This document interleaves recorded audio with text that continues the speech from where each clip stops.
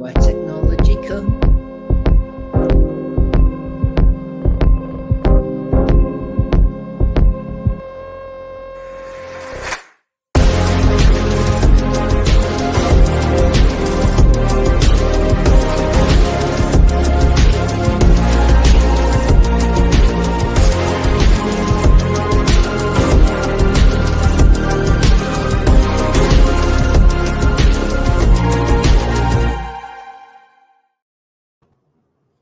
Hello, you are watching the Technology Magazine show brought to you by Technology Magazine, AI Magazine, Data Center Magazine, Mobile Magazine, and BizClick Media Group. This portfolio just grows and grows. My name is Scott Birch, and we bring you the latest news, analysis, and opinions from the wide and varied world of technology every 2 weeks. And joining me today, a couple of presenters with me today. Firstly, we've got data center and mobile editor Jose Wallbank joining all the way from London. Jose, you're there. Are you well today? Very well, thanks. How's Dubai treating you, Scott? Dubai's treating me okay, thank you. I've extended my holiday for a few weeks, as regular readers and viewers will know. It's all right, you know. It's not a bad place to be. And also joining us all the way from the international environs of Nottinghamshire, we have one of our glorious editors for AI and technology. That is George Hopkin. George. Hello there, Scott. Urban Nottingham, as it goes, not rural Nottinghamshire, but urban Nottingham. Doing very well here. I do apologise. I wasn't trying to insinuate in any way that you were not a big city kind of guy, George. I'm a country mouse and a city mouse. And whilst I've got everyone's attention, a reminder for people to post in the comments. We'll be reading them through. And go and vote in the LinkedIn poll. There's still time to head on over there, give your vote, comment in the comment section below this video. Bring it on. Okay, well, George, now you've mentioned it, what is the poll this week? What are we asking our viewers, our readers? Okay, so the poll this week, we asked the audience, according to emerging research, the metaverse was valued at, let me check these figures correctly, $38.85 billion in 2021. But by 2030, the metaverse market for the entire world would be more than $1.6 trillion. I checked that earlier today. That's roughly half the current UK GDP. So with that amount of business on the table, what do you think the metaverse is going to do for business? Which are the areas that are going to be most transformed by the metaverse? Is it going to be marketing through VR shopping experiences? Is it going to be connecting remote workforces in a post-COVID world? Is it going to be games and the gaming industry, or is it education and virtual learning? Which of those in the vote is going to be the most affected in a positive way by the metaverse? Okay, interesting. I'm glad you added that little caveat there, George, of impacted in a positive way. I will be really interested to see what people think. I have my own strong opinion, which I will no doubt share with you later on in the show, or certainly where I would like to see the most impact that the metaverse can have. But let's see what our viewers said. We'll come back to this towards the end of the show. And don't forget, we'll also be having our regular bit of fun with the tech that takes you back. Now, obviously, we have two contenders in George and Jose that are probably from, I think it's fair to say, slightly different generations. And it'd be interesting to see the kind of technology that they bring up for me to judge. But first, let's have a rundown of the latest technology, AI, mobile, and data center news.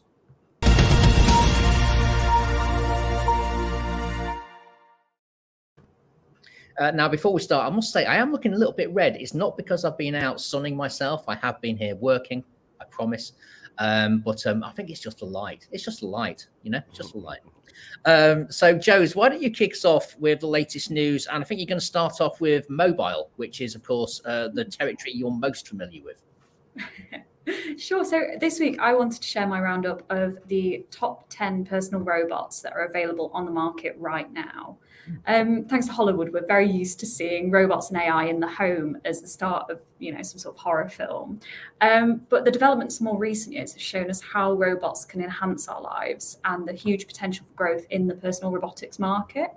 So personal robots are largely designed to be companion robots or household assistants, doing small chores or kind of providing people with just company. So, and according to market predictions, the number of personal assistance robots throughout the world is set to reach 244 million by 2030. And that's an increase of over 220 million compared to 2020. So to tap into this market, there's a huge variety of personal robots out there right now, and the variety out there is expanding rapidly. The one pictured there is a robot dog, which some extraordinary AI capabilities, and it's really exciting to see how the market will grow in the very near future. Okay, interesting. I mean, I can see, from a well-being perspective, how these robots, like you said, can offer, companionship, and there are benefits of having a robot dog to a living and breathing dog, as any dog owner will probably let you know. But I think it is interesting to see how this will especially impact healthcare and social care. Obviously, with an aging population, and certainly countries like Japan, for instance, are quite advanced in terms of robotics, but also have one of the oldest populations in the world, I believe. How they introduce those into healthcare and social environments, but also into people's homes, to help to look after them so that they can have care at home and that companionship as well. Okay, well, let's move on, because there's a lot to talk about today. And I think you've also got something from Data Center to share with us, Joes. Yeah, absolutely. So we've been this month actually, we've been celebrating 2 years of Data Center magazine. So myself and the team, we put together a roundup of our favorite magazine highlights over the last 2 years. Included interviews with Schneider Electric just after they were awarded the title of the world's most sustainable company, Cow Data and Infrastructure Masons, and we also got to choose our favourite magazine front covers over the last 2 years, which was a nice throwback. Of course, yeah, it's always good to have a bit of a retrospective, and 2 years of Data Center, I can't believe it. Actually, thinking about it, that must have been when I started at BizClick, when Data Center was launching. So 2 years. Wow, hasn't time flown? And interesting, you say there, you were talking about Schneider Electric and then being regularly voted, the world's most sustainable company. We'll be talking more about sustainability later. But let's move on now. George, don't want to leave you in the cold there, sitting. Well, not that Nottingham's cold, but what highlights do you have from Technology Magazine? Oh no, I think the Wi-Fi from Nottingham might have let us down. Do you know what? We might have to. I believe that. Go on, George. I'm back. Technology has been solved, I believe, and we're back. Is that right? Oh no. No. the classic thumbs up. Do you know what, Ernie? What we might do, actually, I think this is probably the appropriate time for us to take a commercial break. But don't go away. We'll come back. Hopefully, this will give us a chance to bring George back onto the show, and we'll be having the tech that takes you back. So go and put the kettle on, and we've got a little video for you to watch from Google's. Well, I won't tell you. Watch the video. We'll talk about it after the break.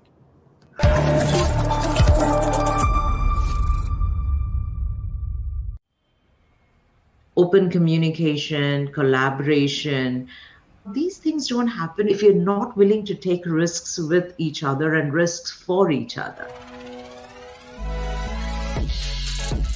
My name is Supriya Iyer, and I'm the Director of Google Networking Supply Chain and Commercial Operations. One part of what NOSCO, or the Networking Supply Chain and Commercial Operations team, does is it does all the invoice validation for thousands of Google vendors and partner services. We are constantly expanding the network. We're growing the network to meet the needs of our enterprise customer and Google businesses such as YouTube, Google Search. As the Director of Supply Chain, I have to do is to anticipate far in the future and how I can make our supply chain much more responsive and resilient to future shocks. We could not have done this without partners. It's a value chain that extends beyond Google networking. Working together to formulate a longer roadmap, even during such a critical time, has been pretty key. Jointly, we have been able to develop solutions but has also helped us to shape what we could do differently in the future.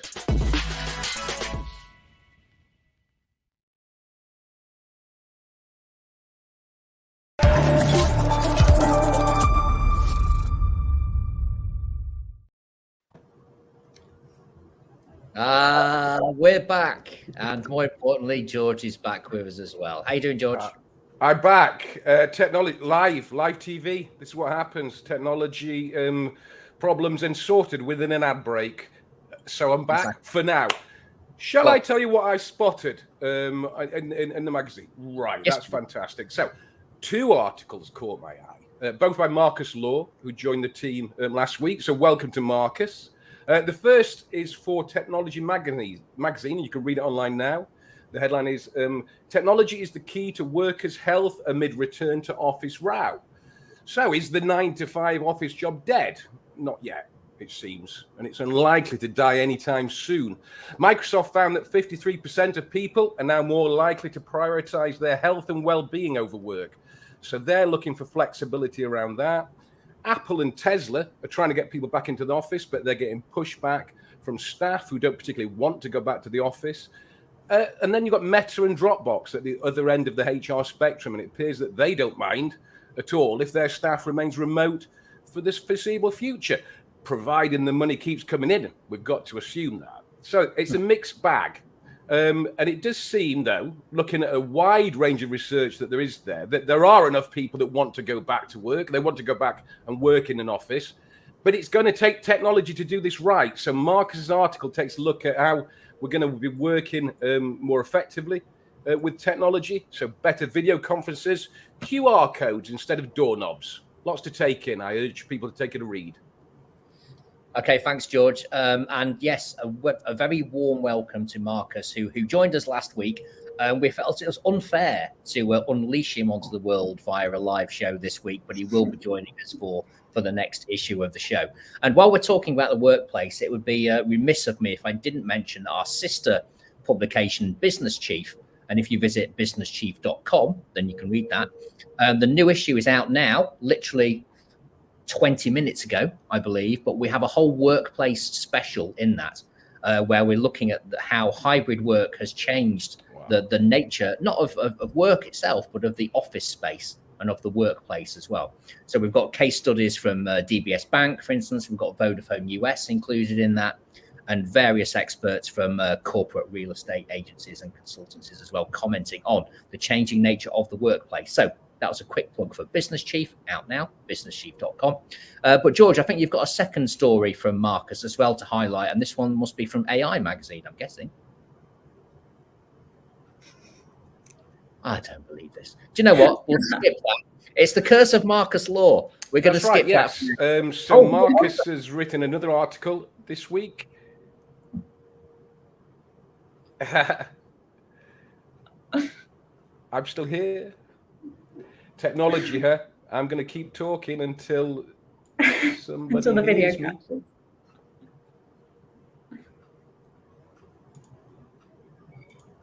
No, we're going to lose it there. Okay, Ernie, if we can take George out of the show for now, we're going to move on and we're going to come to the LinkedIn poll, because that's something that hopefully the technology cannot disrupt today. Interesting, though, right? We had that little video during the ad break from Google Cloud, and clearly that's something that maybe George should be investing in. Something is going on. We need to sort out our cloud connections and our Wi-Fi. So now let's remind ourselves, Joes, what was the question for the poll? And more importantly, let's have the results. Sure. So we were talking about the metaverse, and we asked our audience, in what area do you think the metaverse has the most transformational potential? And the results were really interesting, actually. So the winner with 35% of the votes was the gaming industry. And then in joint second place, we had educational and virtual learning, and then connecting the remote workforce. And then in fourth place was marketing, so for virtual reality kind of shopping experiences, which came as a surprise to me. I don't know about you, Scott. You mentioned that you had a kind of your predictions, how you thought it would come out. Yeah, I mean, the thing with the metaverse is there's a degree of sort of gamification or gamification, however you pronounce it, involved in it anyway. So I don't see it as being that transformational. I think it's like a next generation move anyway that the gaming industry will be taking. My personal take on it was that I think it'll impact education, or could impact education the most. I personally feel that that's one industry, if you like, because I think it is a business these days. Certainly in the UK, it feels like it's a money making industry rather than a education, if you like. And I think that, you know, the days of somebody having to physically go somewhere to spend 1 hour a week in a lecture when they could be sat at home or doing something else and not spending huge amounts on living expenses and everything else are a thing of the past. And also, why not widen the possibilities so that, you know, people from all over the world can get greater access to quality education? Doesn't mean they physically have to be in the same room. So I think it could really democratize education, actually, and that's got to be a good thing. Got to be a good thing. Well, that's my view anyway. What about you, Jose? Any strong opinions on it? No, I'm completely with you. My personal vote went to education as well. I think there's been a lot of discussion about remote work and how it will assist the workforce, but I know a lot of people said it, you know, back in the day with the dawn of the internet, but it's hard to picture how in reality teams will use VR headsets to join a remote office or a remote room together. It's hard to see that as necessarily being something that's widely adopted. But again, that's just me speaking from the present. So no, that's fine. All opinions are valid, and of course, all the opinions of the people who voted in our poll. Thank you to everyone who did vote, by the way. We always appreciate it. But I'm going to move on because it's August the 30th. Wow, hasn't this year flown by? It's August the 30th, and that means that we've got new magazines coming out this week. And obviously, I mentioned Business Chief earlier, and we've got Technology Magazine coming out. We've got Mobile coming out as well for September, Joe's. So I don't give away too much information because obviously in the next show, that's when we'll be diving into those new issues. But can you maybe select one or two highlights from one of the magazines that you can share with us? Yeah, absolutely. So one piece that's coming out in sticking on theme with the metaverse is a piece I wrote in collaboration with Kabuni about the future of education in the metaverse and how that can be achieved in a safe way. And it was an absolutely fascinating piece to be a part of, and the kind of taking into consideration the need for a greater understanding of online safety for children, something that we haven't yet mastered at present, let alone with the introduction of the metaverse. So it's really interesting to hear their insights into how we can expect that to unfold. Okay, and which magazine is that in, Joe's? That was Mobile Magazine. That's Mobile Magazine September, which will be hitting our digital shelves any day now, so keep posted. And if you don't know the website URLs for that, then shame on you, because you should know them by now. But here we go. We have technologymagazine.com, we have AImagazine.com, datacentermagazine.com, and of course mobile-magazine.com.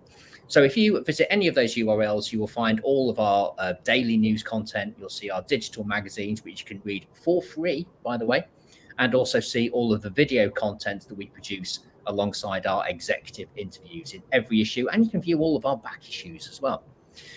So moving swiftly along, I don't think George is going to be coming back, so I think we're probably better off soldiering on without him.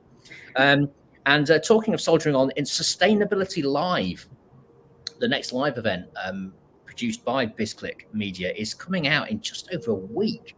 So that's taking place the 7th and 8th of September at London's Business Design Centre. And the reason why I'm mentioning the sustainability show is because obviously sustainability touches every single industry. And the tech industry is certainly no exception, and it's well represented at the show. We've got keynote speakers from the likes of Google and Microsoft, like Supriya Iyer, indeed, who we saw in the earlier video. Haven't got a ticket or live on the other side of the planet? Not a problem, because there's still time just to register for an in-person ticket.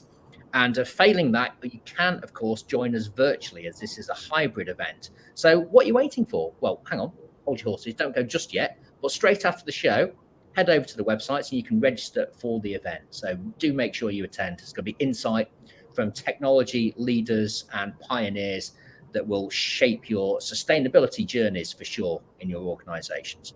In fact, we've got a trailer for this, so let's have a quick look at that.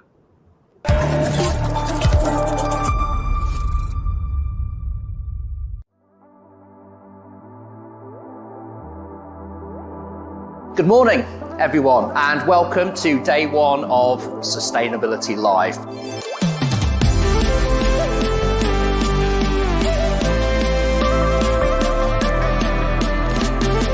How awesome is it to be together under one building?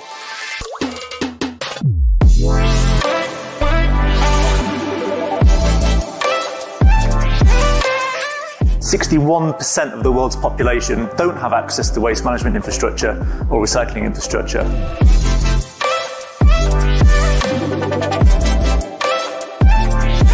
We've got the tools now to avoid the worst climate change scenarios. ESG for me is not about creating fancy reports and spending all my time on doing that. It's about taking action and doing something.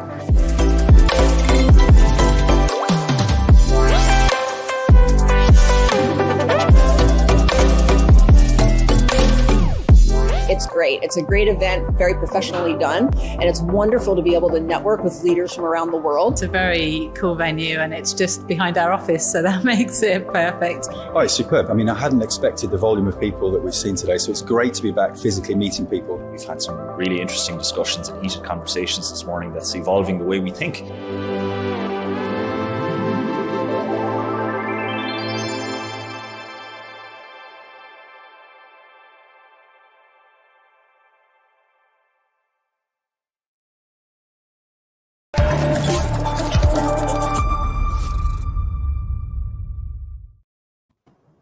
So there you go. It's a little over a week away. That's Sustainability Live, September 7th and 8th, taking place at the Business Design Centre in London.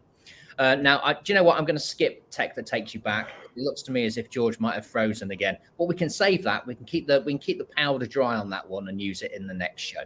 So I'm going to wrap things up there, unfortunately. But that's all we've got time for as well.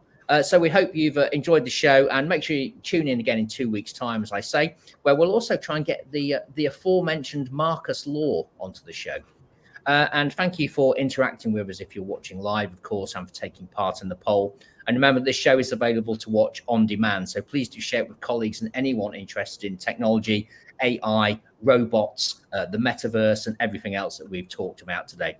Thank you to Joes and George. George, are you with us, by the way? I'm here. I'm here, and I'm live. It's live TV. Yes, I'm here and with you. Yes, and happy to join the next one when I can share my technology that takes you back. Yes, please. I know we're all dying to see that. I saw a very, very, very brief snippet of that, which I'm not supposed to, but I've got no idea what it is. So thank you to Joes and to George for joining us today. To Ernie and the rest of the video production team for pulling the strings in the background and producing some of the great content we've got in the magazines. This has been a BizClick Media Group production as ever, and we'll see you next time in 2 weeks. Bye for now.